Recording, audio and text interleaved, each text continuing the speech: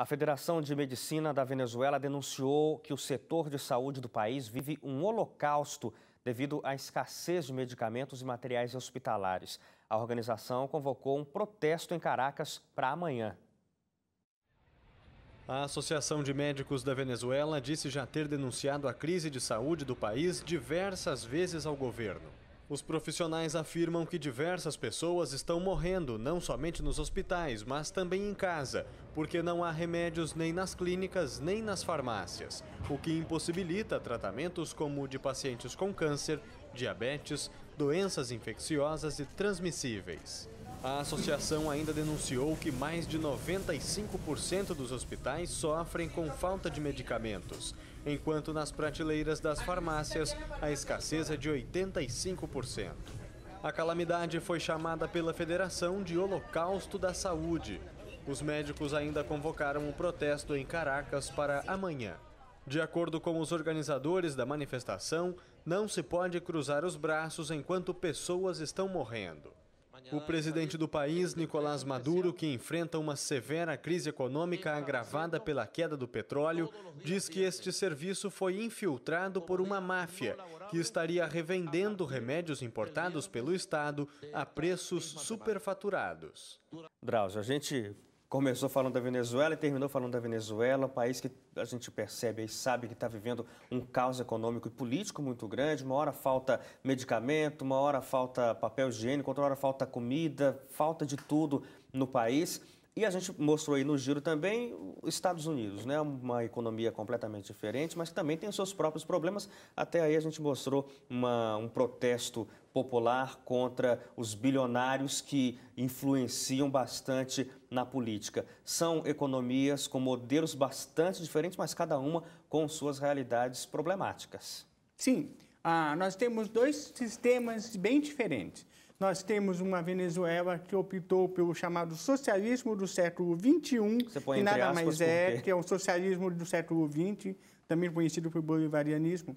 Esse socialismo ele coloca na mão do governo o principal dos meios de produção.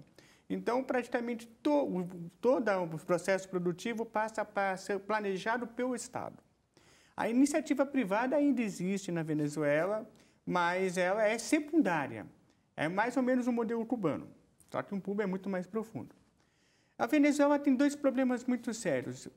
Com o Estado tomando conta de tudo, ele não dá conta de nada. E um sistema socialista, em que tudo é planejado, acaba um incentivo para a produção. Então, o que aconteceu na União Soviética, no leste europeu, mesmo na China, enquanto foram socialistas, a produção acontecia com má qualidade, baixa quantidade, porque não tinha incentivo à eficiência. Então, gerava-se um fenômeno das filas constantes, pelo excesso de escassez mesmo. Faltava de tudo porque não tinha um sistema produtivo para isso. Tá? E a Venezuela ainda tem um problema sério. Ela padece da doença holandesa. Ela é um país que depende muito de importação por conta do petróleo. Então, nós tivemos um presidente chamado Hugo Chávez, que quis fazer caridade com o dinheiro do petróleo, aproveitou que o petróleo estava extremamente alto, mais de $100 o barril, jogou dinheiro para vários países para comprar apoio político, mas ele não modernizou a base industrial da Venezuela, ele não aproveitou essa bonança. Com a queda acentuadíssima do petróleo para menos de $10 o barril, a Venezuela não tem dinheiro para manter o Estado pesado que ela construiu com o sistema socialista e o próprio sistema não tem de onde tirar recursos, por isso que a Venezuela está em crise. Já os Estados Unidos é uma economia extremamente dinâmica, pujante. Ela tem seus problemas, por exemplo, disparidades de renda, mas é uma coisa muito mais fácil de corrigir. O capitalismo americano ele tem uma coisa fantástica, é a capacidade de se auto-reinventar. Por exemplo, o que nós estamos vendo hoje repete um pouco o que aconteceu nas primeiras décadas do século XX. Uma acentuada divisão de renda muito grande entre os que têm muitos e não têm quase pouco, quase nada. Com a crise de 29, com a crise internacional, o que aconteceu? A sobrevivência do capitalismo foi colocada em risco por conta dessa disparidade. O que foi que aconteceu?